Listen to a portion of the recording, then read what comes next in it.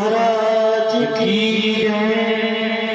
बोलो गुरुदेव महाराज की जय। जय जय श्री राम श्याम। साधु जी सीताराम, प्रेम से बोलो राधे श्याम।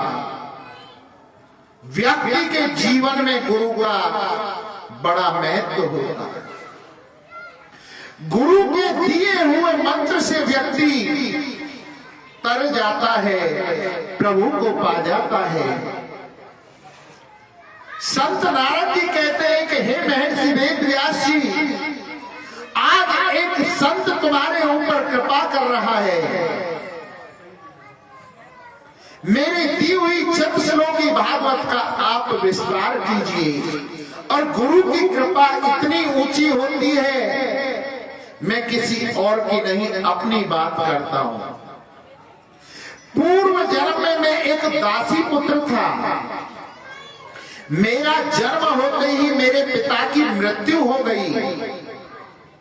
अब मेरी माता मेरा पालन पोषण कैसे करे? तो मुझे लेकर के संतों के आश्रम पर गई और संतों से जाकर कहने लगी कि हे गुरुवर, अगर आपकी कृपा हो जाए तो हमें आश्रम में रख लो। हम आश्रम में झाड़ू पोछा कर देंगे, फूलवानी भगवान की कर देंगे। संतों ने कहा कि हे देवी, अंदर जाओ, हमारी पत्नियां हैं। अगर वो पत्नियां तुम्हें रख लेती हैं तो हमें कोई आपत्ति नहीं। मेरी माता संतों की पत्नियों के पास में गई और जाकर के कहने लगी कि हे देवियों, हे ऋषि पत्नियों, मेरे ऊपर दया करो, हमें अपने आश्रम में रख लो। हम यहां झाड़ू लगा दिया करेंगे, पेड़ों की फूलवानी कर देंगे, बागवानी कर देंगे, तो हमारी संत सेवा और ठाकुर सेवा हो जाएगी। बदले में मुझे कुछ नहीं चाहिए। मैं हूं, मेरा ये 1 महीने का बालक है, बस इनके लिए आप भोजन दे देना। यज्ञ पत्नियों ने कहा, संतों की पत्नियों ने कहा, हाँ हाँ बहन रह जाओ। संत पत्नियों के कहने पर मेरी मां वहां रहने लगी। उन संतों के पास में अयोध्या से कोई संत मंडली आई कि समय आ गया था चौमासे का। जब वर्षा होती है ना, 4 माह वर्षा के आ जाते हैं, उन्हें चौमासा कहा जाता है। संतों के यहाँ सुबह से लेकर और शाम तक केवल क्या होता है? हरि की चर्चा, सत्संग। मेरी माता अपना कार्य करके उन संतों के सत्संग में जाकर के बैठ जाती थी, उनकी वाणियों को सुनती थी, मुझे भी अपनी गोद में रखती थी। जब मैं 5 वर्ष का हो गया था, जब वो संत आए थे, मैंने जब उनकी वाणियों को सुना तो मुझे ज्ञात हुआ कि ये संसार तो सब एक सपना है। मोहन सा जग सोवन हारा, देखै स्वप्न अनेक प्रकारा। कि ये संसार तो सपना है, आनी जानी माया है। मनुष्य का तो परमात्मा है, उसको भजना चाहिए। उन संतों ने मेरा नाम रामदास रख दिया था। मैं अपनी माँ के पास गया और जाकर के माँ से मैंने कहा कि हे माँ, मुझे इस संसार में नहीं रहना है, मुझे तो भगवान का भजन करना है। 5 वर्ष के बालक की ऐसी वाणी माता ने सुनी तो माता कहने लगी कि इस बालक को क्या हो गया, ये कैसी बहकी बहकी बातें करते। अब तो मेरी मां रोती हुई संतों के पास गई और जाकर के कहने लगी कि हे महात्माओं, हे संतो, तुमने क्या जादू टोना कर दिया मेरे बालक के ऊपर। वो बहकी बहकी बातें करता है, कहता है मैं वन में जाऊंगा, भगवान का भजन करूंगा, मुझे नहीं इस संसार में रहना। संत बड़े दयालु होते हैं। माता की ऐसी करुण पुकार सुनकर के संतों ने कहा मैया चिंता मत करो। उस बालक को बुलाया रामदास को और कहा कि हे बेटा, मनुष्य के जीवन में 3 ऋण होते हैं और उसके 3 ही गुरु होते हैं। मातृ देवो भव, पितृ देवो भव, आचार्य देवो भव। सबसे पहला गुरु व्यक्ति का माता होती है। माँ का ऋण उतारना चाहिए। माँ से बड़ा इस जगत में कोई नहीं है। माँ का हमारे ऊपर जितना कर्ज है किसी दूसरे का नहीं होता है। माँ आखिर माँ होती है। माँ हमारे लिए, हमें जन्म देने के लिए अपने सौंदर्य, स्वाद सबका परित्याग कर देती है। आप गीले में सोती है, हमें सूखे में सुलाती है। माँ आखिर माँ होती है। माँ जैसा इस संसार में न कोई हुआ न होगा। माँ आखिर माँ होती है। माँ के बाद में पितृ देवो भव, पिता का नंबर आता है। दूसरा गुरु व्यक्ति का पिता होता है। आचार्य देवो भव, इन दोनों के बाद में आचार्य संत गुरु का नंबर आता है। बेटा पिता तुम्हारे जीवन में है नहीं, माँ की सेवा करो। उसके बाद गुरुओं के पास, संतों के पास में जाना। वो बालक रामदास हाथ जोड़ करके कहने लगा कि हे गुरुवर, मैं आपको वचन देता हूं कि जब तक मेरी माँ जिएगी मैं उसकी सेवा करूंगा, परंतु आप मुझे गुरु मंत्र दे दो। संतों ने आज उस बालक रामदास को गुरु मंत्र दिया। ओम नमो तुभ्यं वासुदेवाय धीमहि। ये मंत्र देकर के चले गए और वो बालक रामदास मन में सोचता है कब मेरी मां मरेगी और कब मैं गुरु के दिए हुए मंत्र का जप करूंगा। ऐसा नहीं सोचना चाहिए था। एकदा निर्गता गैया दुई अंतिम निशिगामपति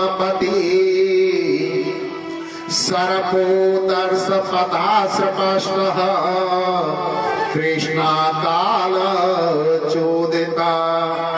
कि एक दिन मेरी माँ गऊ को धोने के लिए गई, अर्थात गऊ का दूध निकालने के लिए गई। निशिगामपति जैसे जा रही थी, सपर्शो सर्पो सपर तसा दृष्ट, मेरे माँ के पैर ने सर्प को छुआ। घास में बैठा हुआ था सर्प। जैसे ही पैर ने सर्प को छुआ तो उस सर्प ने मेरी माँ को डस लिया। कृपणा काल चोदिता, तुरंत मेरी माँ काल के बस हो गई, अर्थात मेरी माता की मृत्यु हो गई। जब मेरी माँ मर गई तो वो बालक रामदास बड़ी जोर से रोया। एक नेत्र से तो गर्म आंसू निकले और दूसरी आंख से ठंडे आंसू निकले। व्यक्ति के गर्म आंसू कब निकलते हैं? व्यक्ति के गर्म आंसू जब निकलते हैं जब वो दुखी होकर के विरह की पीड़ा में रोता है, तो उसके नेत्रों से गर्म आंसू निकलते हैं। आज उस बालक रामदास को दुख तो ये है कि आज से मुझे कोई बेटा कहने वाला नहीं बचाए, मेरी माँ चल बसी। और एक आंख से ठंडे आंसू निकले। ठंडे आंसू कब निकलते हैं? जब व्यक्ति खुशी में रोता है ना, तब उसकी आंख से ठंडे आंसू निकलते हैं। खुशी इस बात की है कि इस जगत में अब मुझे रोकने वाला कोई नहीं है। मैं गुरु के दिए हुए मंत्र का जप करूंगा। अपनी मैया की अंत्येष्टि क्रिया की और वो बालक वन में चला जाता है और जाकर के गुरु के दिए हुए उस मंत्र का जप करने लगा तो परमात्मा ने आकर के दर्शन दिए। वो बालक कहने लगा कि हे प्रभु, मुझ पर ऐसी कृपा करो कि जो तुम्हारे ही नाम का गुणगान गाता रहूं। गुरु के दिए हुए मंत्र और भगवान के आशीर्वाद से वो बालक रामदास अगले जन्म में क्या बना? संत नारद बना। देवदत्वां मीना स्वर ब्रह्म विभूषिता मूर्छयत्वा हरि कथा गाम्यमानश्चराम्यः।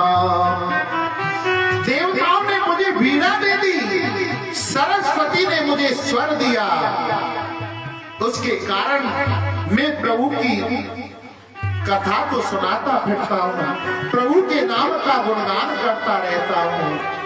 उन संतों की कृपा से हे महर्षि वेदव्यास जी, आज संत नारद की तुम पर कृपा हो रही है तो तुम क्या चतुश्लोकी भागवत से भागवत का वर्णन नहीं कर सकते हो। आज नारद जी ने वही चतुश्लोकी भागवत जो उनके पिता ब्रह्मा जी ने नारद जी को कान में दी थी, वो महर्षि वेदव्यास जी को दे दी।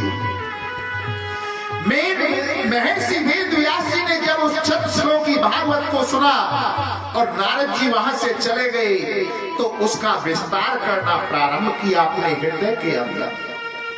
और कितना विस्तार किया? एक नहीं, दो नहीं, 1000 नहीं, 2000 नहीं, उन 4 श्लोकों के 18,000 श्लोक अपने हृदय के अंदर उतार लिए, 18,000 श्लोक बना लिए और मन में सोचने लगे कि इस भागवत को दो किसे सर्वप्रथम किसे सुनाऊं, इसका पहला अधिकारी कौन है? तो हृदय से आवाज निकल करके आई कि इसका सच्चा अधिकारी तो सुखदेव है, जिसे कि इस संसार से कोई वासना नहीं है, कोई कामना नहीं है, जिसने काम को, क्रोध को, लोभ को, मोह को, ईर्षा को जीत रखा है। जन्म लेते ही जो वन में तपस्या के लिए चला गया, सच्चा अधिकारी प्रथम भागवत का वही है। परंतु उसे लौटा करके लाएगा कौन? अपने 2 नन्हे शिष्यों को बुलाया और भागवत जी का आधा श्लोक उन शिष्यों को याद कराया और कहा, मिटाओ, जाओ जहां सुखदेव तपस्या कर रहा है, भजन कर रहा है ना, वहां जाकर के श्लोक को गाना। दोनों नन्हे शिष्य वहां जाते हैं वन में जहां सुखदेव जी तपस्या पर बैठे हुए थे और जाकर के उस भागवत के आधे श्लोक को गाने लगे। वरापीडम नटवर वपु कर्णयो कर्णकारम बिभ्रद्वास्क कर्क कपिसम वैजयन्तीं च माल्याम्। आदि से श्लोक में भगवान के सौंदर्य का वर्णन किया है। आहा, वरहा पीडम नटवर वपु, कि श्याम की मूरत को देखो तो सही, कितनी सुंदर मेरे श्याम की मूरत है। बैजंती माला धार रखी है, छोटे छोटे होठ हैं और उन पर बांसुरी को तान रखा है। जब इस श्लोक को सुना तो सुखदेव जी अपनी तपस्या से खड़े हुए और उन नन्हे शिष्यों से कहने लगे, आगे सुनाओ ना, आगे सुनाओ ना। बोले आगे तो हमें आते ही नहीं है। अगर आगे आपको सुनने हैं तो अपने पिताजी के पास में जाओ, उनके उनके पास में ऐसे 18,000 मंत्र हैं। सुखदेव जी कहने लगे कि हमें नहीं जाना, होंगे अगर हम पिताजी के पास में गए तो माया जाल में फंस जाएंगे। लौट करके दोनों शिष्य आ जाते हैं। महर्षि वेदव्यास जी ने पूछा क्या हुआ? बोले एक बार तो सुखदेव जी की नींद खुली थी परंतु फिर बैठ गए। बोले चिंता मत करो, करंट लग गया है। और जिसको प्रभु के नाम का करंट लग जाए, जिसको एक चीज का शॉट लग जाए, वो उसके बगैर रह नहीं सकता। दूसरा श्लोक याद कराया। बोले अब के जाकर के इसको सुनाना। उन्होंने नन्हे नन्हे शिष्यों ने जाकर के दूसरे श्लोक को गाया है। अहोवकीयं स्तन कालकूटं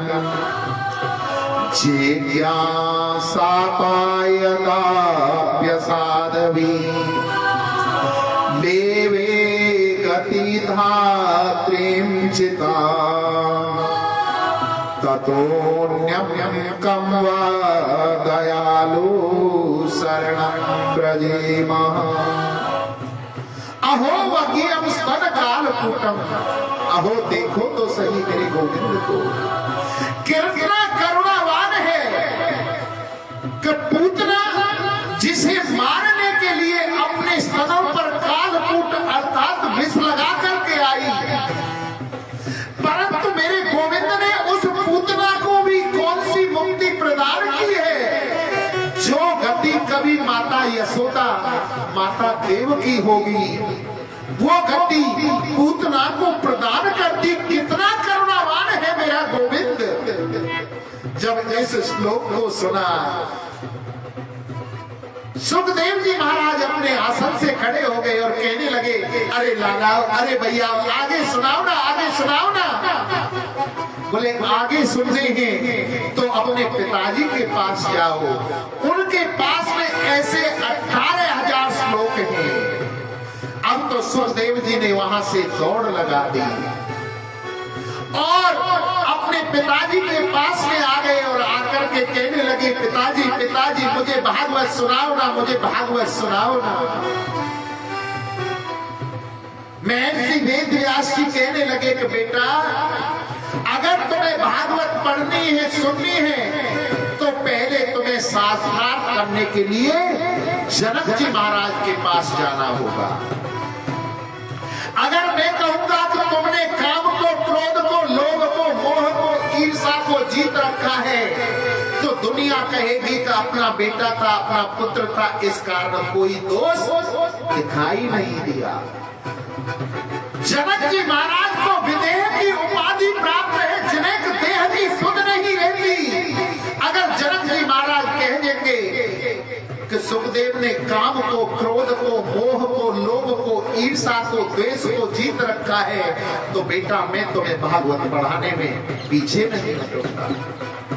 आज अपने पिताजी से आज्ञा पाकर के जनक जी महाराज के यहाँ सुखदेव जी चल देते हैं। महर्षि वेदव्यास जी ने पहले ही सूचना भिजवा दी जनक जी के पास में कि देखना मेरे पुत्र ने काम को, क्रोध को, लोभ को, ईर्ष्या को, द्वेष को जीत रखा है कि नहीं। सुखदेव जी महाराज राजा जनक के द्वार पर पहुंचते हैं और जाकर के द्वारपालों को दंडवत प्रणाम किया और कहा हम जनक जी महाराज से शास्त्रार्थ पढ़ने के लिए आए, आप उन्हें सूचना दीजिए। द्वारपालों ने जाकर के कहा कि द्वार पर एक संत, युवा संत आया है, आपसे शास्त्रार्थ करना चाहता है, पढ़ना चाहता है। तो जनक जी महाराज ने कह दिया कह दो कभी, अब 5 दिन हमारे पास समय नहीं है, 5 दिन प्रतीक्षा कर सके तो हम उससे शास्त्रार्थ करेंगे, नहीं तो लौट जाएगा। द्वारपालों ने जाकर के सुखदेव जी से कहा कि महाराज के पास 5 दिन तक समय नहीं, अगर आप प्रतीक्षा कर सकते हो तो करो, नहीं तो जाओ। अगर कोई छोटा मोटा संत होता ना, उसी क्षण जनक को श्राप दे देता। बोले कोई बात नहीं, हम 5 दिन तक यहां रहेंगे। धूप में ऐसे ही खड़े रहे 5 दिन तक, जरा भी क्रोध नहीं आया, क्रोध को जीत रखा। लोभ है नहीं। सुबह शाम जब भूख लगती है तो केवल 5 घरों पर जाते हैं और एक द्वार पर इतनी देर खड़े होते हैं जितनी देर में गऊ का दूध निकाला जाता है। 6 से 7 मिनट के अंदर गऊ का दूध निकल जाता है। इतनी देर एक द्वार पर खड़े रहते हैं और वहां भी ये नहीं कहते भिक्षाम देही, ये भी नहीं कहते भिक्षाम देही, केवल द्वार पर खड़े रहते हैं। अगर किसी ने दे दिया तो वहां से लौट जाते हैं, नहीं दिया अगले द्वार पर बढ़ते हैं। 6 मिनट उस पर खड़े होते हैं, वहां नहीं मिला, अगले द्वार 5 द्वारों पर जाते हैं और 5 द्वारों पर भी नहीं मिला तो अगले 6ठे द्वार नहीं जाते, वहीं से लौट करके आ जाते हैं। लोभ है नहीं, क्रोध को जीत रखा। 5 दिन बाद जनक जी महाराज ने पूछा, तो देखो क्रोध जरा आया? बोले महाराज जैसा प्रथम मस्तिष्क पर तेज था ऐसा ही तेज आद है और उनको जरा भी क्रोध नहीं आया है। जनक जी महाराज के नेत्रों से अश्रु बहे कि देखो मैं एक संत की परीक्षा ले रहा हूं। द्वारपालों से कहा था अंदर लेकर के आओ। द्वारपाल अंदर लेकर के आए, दासियों को कह दिया सेवा के लिए जाओ। कोई दासी जल लेकर के आती है, कोई पान लेकर के आती है, कोई भोजन लेकर के आती है, आलिंगन करके उनसे बैठती है। परंतु सुखदेव जी महाराज स्त्री और पुरुष के भेद को ही नहीं जानते थे। काम को, क्रोध को, लोभ को, द्वेष को, ईर्ष्या को, सब को जीत रखा था सुखदेव जी ने। जनक जी महाराज कहने लगे कि हे सुखदेव जी, मैं तुम्हारी क्या परीक्षा लूंगा, मैं क्या तुमसे शास्त्रार्थ करूंगा, आप तो पारंगत हैं। जनक जी महाराज ने जब ये कह दिया तो सुखदेव जी महाराज अपने पिता महर्षि वेदव्यास जी के पास में आते हैं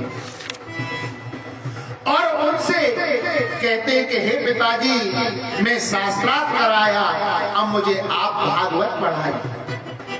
तो आज 16 वर्ष की अवस्था थी सुखदेव जी महाराज की। प्रथम बार उनके शरीर पर वस्त्र धारण कराया उनके पिताजी ने। गोपनीय पहनाई, 4 अंगल का लबोट लगाया है उनको केवल, क्योंकि दिगंबर होकर शास्त्रों की विद्या पढ़ी नहीं जाती। अपने पिता से भागवत पढ़ करके उनको प्रणाम करके सुखदेव जी महाराज वन में चले जाते हैं और पुनः तपस्या पर बैठ जाते हैं। भजन करने के लिए तपस्या करते हैं। यहां एक प्रसंग याद आ गया। एक हमारा चेला था, कल सुनाया था ना, नाम ध्यान है? क्या नाम था? चंगीला। हमारा चेला था चंगीला। वो चंगीलाल बड़ा ही कंजूस था, बहुत कंजूस। कभी किसी को 1 रुपया दान नहीं करता था। लोग उससे कहते भैया तू दान कर ले, परंतु वो कभी 1 भी रुपया दान नहीं करता था चंगीला। जब लोग उसके पीछे ज्यादा पड़ने लगे तो आज चंगीलाल ने मन में सोचा, जब ये लोग मुझसे बार बार कहते हैं भैया कछु दान कर ले, कछु दान कर ले, उसके पास संपत्ति बहुत थी, धन बहुत था, अपने घर में जाता है और जाकर के तिजोरी को खोला और तिजोरी में से एक चांदी को रुपया निकाला। चांदी को रुपया को निकालकर अपनी जेब में रख ली और मन में सोचने लगे कि आखिर दान करूं तो कहां करूं। फिर मन में सोचने लगे कि यहाँ पर प्रसिद्ध स्थान है, सिद्ध स्थान है, कौन सो? पंचवटी। चलो पंचवटी पर आए, दान करके आता। अब चंगीलाल जेब में रुपया रख के और पंचवटी पे दान करने के लिए पहुंच जाता है। उस दिन खासियत ये थी कि मंगलवार का दिन था, जैसे कि आज मंगलवार के दिन जाके पंचवटी पे देखो तो वहां तो कम से कम 2 किलोमीटर लंबी लाइन लग रही। देखते चंगीलाल को दिमाग खराब, इतनी लंबी लाइन। मन में सोचने लगे या लाइन में लगे तो काई ने अगर जेब काट ली तो रुपया भी हाथ से चले जाएगा और दान भी नहीं होगा। चंगीलाल ने मिनट एक लगाई और रुपया लेके मुट्ठी बंद कर दिया। बोले कोई मुट्ठी में से चुरा के तो देखा है। 2 घंटा लाइन में लगे रहे हो और 2 घंटा के बाद में जहां हनुमान जी की मूर्ति वहां जाकर के और पहुंचो। जैसे मुट्ठी को खोलो तो 2 घंटा से मुट्ठी में जो रुपया बंद हो पसीज गए। वो तो पसीजना स्वाभाविक था। अब जैसे ही रुपया भीग हुआ देखो, बोले अरे रुपया तू रो रहे तो मोती बिछड़ने में, तो मो भी तो कह रहा तो दान करने में।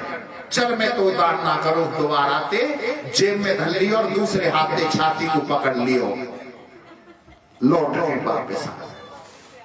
आज बार कहा है भैया मंगलवार, और मंगलवार किसको दिन होगा? हनुमान जी को। चारों युग प्रताप तुम्हारा। तो भैया ये हनुमान जी को भजन ले ले और वाके बाद में राम नाम को भजते सुबह और शाम है, ऐसा मेरा बजरंग बली हनुमान। आगे चंगीलाल आगे बढ़ेंगे, भजन ले ले।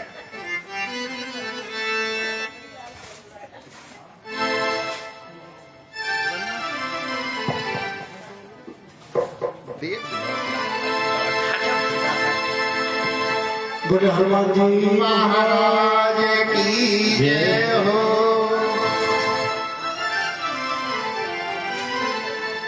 कि राम दे राम सहे और भद्र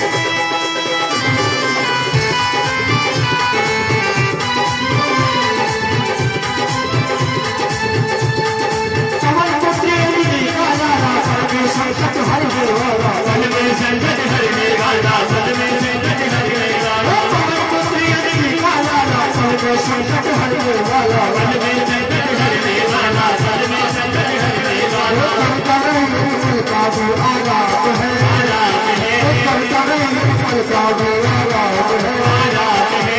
ऐसा रावण सबसे बड़ी हनुमान है, राम राम के सबका जो राम है। ऐसा रावण सबसे बड़ी हनुमान है, राम राम को जगत में हनुमान है, ऐसा मेरा पीर बड़ी हनुमान है।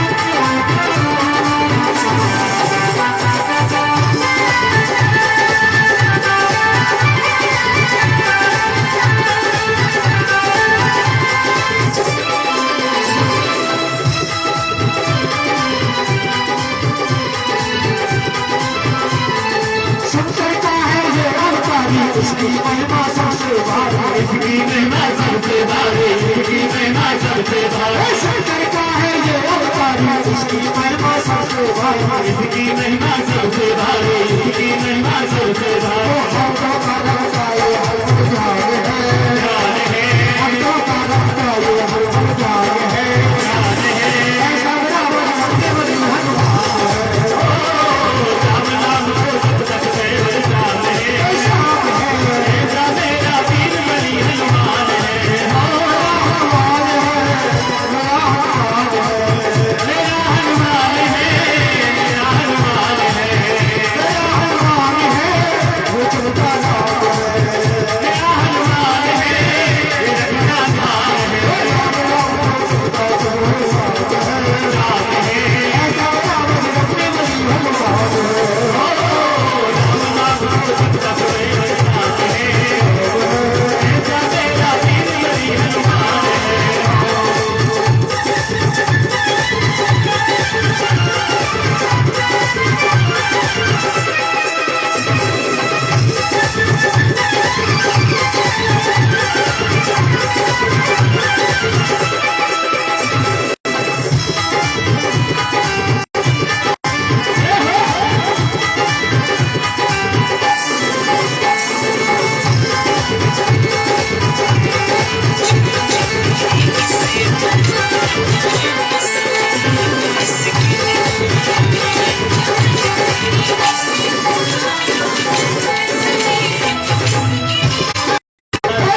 खुश करना है प्यारे राम राम तू राम नाम को जब ले प्यारे, राम नाम को जब ले प्यारे। ऐसा रावण सबसे बड़ी हनुमान है, ऐसा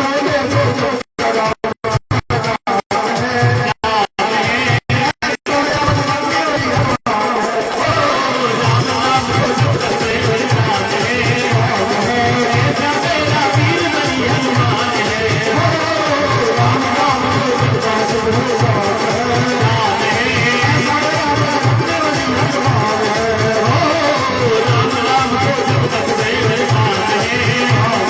ऐसा रावण पंच बड़ी हनुमान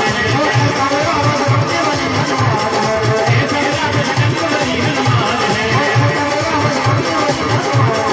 ऐसा रावण पंच बड़ी हनुमान। बोल बालाजी सरकार की जय जय श्री राधे श्याम। साधु जी सीताराम, प्रेम से बोलो राधे श्याम। राधे श्याम। श्री सूत जी वर्णन करते हैं कि हे मुनिवरों, महर्षि वेद व्यास जी ने अपने पुत्र सुखदेव को भागवत पढ़ा दी और भागवत जी को पढ़ करके वन में चले गए, तपस्या पर दोबारा से बैठ गए। तो मुनियों ने प्रश्न किया कि महाराज, फिर उन्होंने राजा परीक्षित को ये कथा कैसे सुनाई, उसको विस्तार से सुनाइए ना। तो श्री सूत जी महाराज कहते हैं कि हे मुनिवरों सुनो, जब कौरव और पांडवों का युद्ध चल रहा था, सारे कौरव मारे गए, केवल दुर्योधन बचा केवल अकेला। और दुर्योधन की भी जंगा को भीम ने तोड़ दिया। युद्ध भूमि में टूटी हुई जंगा से पड़ा हुआ रात्रि में अकेला, तो उसके पास में अश्वत्थामा आता है। और अश्वत्थामा ने पूछा, अरे मित्र, तुम्हारी ये दशा किसने की है? अश्वत्थामा से दुर्योधन कहने लगा कि हे मित्र, अगर आज मैं आपसे कुछ मांगू तो क्या मुझे दोगे? अश्वत्थामा ने कहा कि हाँ मित्र, जो तुम मांगोगे तुम्हें दिया जाएगा। बोले वैसे तो मैं सारा युद्ध हार चुका हूं, आप एक काम करो, आज रात को सोते हुए पांडवों के शीश काट लाओ, तो मैं समझूंगा कि मैंने सारा महाभारत का युद्ध जीत लिया। अश्वत्थामा ने आश्वासन दिया और पांडवों के शीश काटने के लिए वहां से चल देता है। पांचों पांडव सोए हुए थे, तान दुपट्टा, परंतु गोविंद उनका पहरा दे रहे थे। जागो राखे साइया, मार सके ना कोई, बालन बाका कर सके जो जगबेरी हो। जिसका रखवाला मेरा गोविंद स्वयं हो, उसका कोई भी बाल का बांका नहीं कर सकता है। रात में तकरीबन 2 बजे हुए थे, अर्जुन की आंख खुली और देखा कि कन्हैया अपने पलंग पर नहीं सोए हुए, घूम रहे, टहल रहे हैं। अर्जुन हाथ जोड़ करके कहने लगा कि हे माधव, हे कन्हैया, आपको नींद नहीं आ रही? आप सो क्यों नहीं रहे हो? गोविंद ने कहा, हे अर्जुन, उठो, भीम को उठाओ, युधिष्ठिर जी को उठाओ, नकुल सहदेव को उठाओ। पांचों पांडवों को उठाया और वहां से दूसरे स्थान पर लेकर के चले गए। और वहां पर द्रौपदी के 5 पुत्र सोते हुए रहे। अश्वत्थामा आता है और द्रौपदी के 5 पुत्रों को ही 5 पांडव समझ करके उनके शीश काट करके ले जाता है। और ले जाकर दुर्योधन के पास पहुंचता है, तब तक पीरी फट जाती है, सुबह प्रातः काल हो जाता है। और कहा कि हे मित्र, मैं तुम्हारा काम कर लाया, 5 पांडवों के शीश काट लाया। दुर्योधन ने देखा कि ये तो 5 पांडव नहीं, ये तो द्रौपदी के पुत्र हैं। अरे अश्वत्थामा, तूने ये क्या किया? तुमने हमारे वंश में कोई पानी देने वाला भी नहीं छोड़ा है, तुमने तो द्रौपदी के पुत्रों को मारा है। अब तो सारी बस्ती में, टेंटों में, शिविरों में सूचना फैल गई कि द्रौपदी के पुत्रों को मार दिया, द्रौपदी के पुत्रों को मार दिया। और द्रौपदी को जब पता चला तो द्रौपदी विलाप करने लगी। द्रौपदी की ऐसी दशा देख करके अर्जुन ने अपने धनुष बाण उठा ली और प्रतिज्ञा कर ली कि जिसने द्रौपदी के पुत्रों को मारा है मैं उसे जीवित नहीं छोड़ूंगा। और जब पता चला अश्वत्थामा ने द्रौपदी के पुत्रों को मारा है, अश्वत्थामा को मारने के लिए अर्जुन चलता है। अश्वत्थामा ने देखा कि अर्जुन मुझे मारने के लिए आ रहा है, तो अश्वत्थामा ने ब्रह्मास्त्र अर्जुन के ऊपर छोड़ दिया। अर्जुन ने देखा कि ब्रह्मास्त्र मेरी तरफ आ रहा है। अर्जुन कृष्ण के चरणों में गिर गए और हाथ जोड़ करके कहने लगे, कृष्ण कृष्ण महाभावो भक्तानाम भयंकर त्वमेको दह्यमानानाम पवर्गोऽसि संस्रते। हे गोविंद, हे कन्हैया, मुझे बचाओ, मुझे बचाओ। ये ब्रह्मास्त्र जला करके मुझे भस्म कर देगा। मेरे प्राणों की रक्षा करो, मेरे प्राणों की रक्षा करो। अर्जुन के ऐसे वचन सुनकर के गोविंद कहने लगे कि हे अर्जुन, मैं कब तक तुम्हारे प्राणों की रक्षा करूंगा, कब तक तुम्हें बचाऊंगा? तुम्हें स्वयं अपने प्राणों की रक्षा करनी होगी। कभी विष की औषधि विष होता है और कभी लोहे को लोहे से काटा जाता है।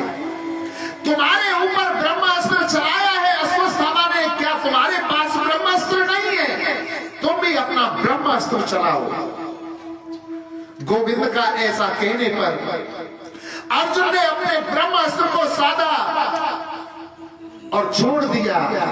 दोनों ब्रह्मा आपस में टकराते हैं, बड़ी भारी शब्द ध्वनि होती है और टकरा करके दोनों शांत हो जाते हैं।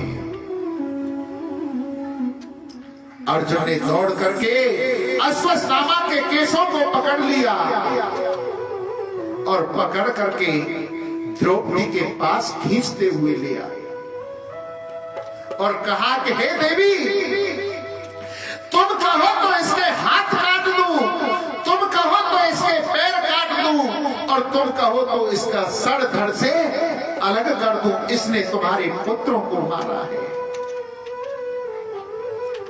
द्रौपदी जिस कृष्ण को अपना सखा मानती थी, उसके मन में दया आ गई और कहने लगी कि हे स्वामी, इसको मारने से अगर मेरे बालक जीवित हो जाए तो आप इसे तुरंत मार, परंतु इसके मारने से मेरे पुत्र जीवित नहीं होंगे और बच्चों को मारने से मां को क्या कष्ट होता है, इससे भला मुझसे भला कौन जान सकता है।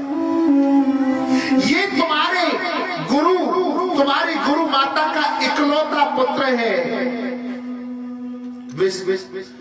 माता गौतमी का इकला पुत्र है, द्रोणाचार्य का इकला पुत्र है। तुम्हारे गुरु युद्ध में मारे गए।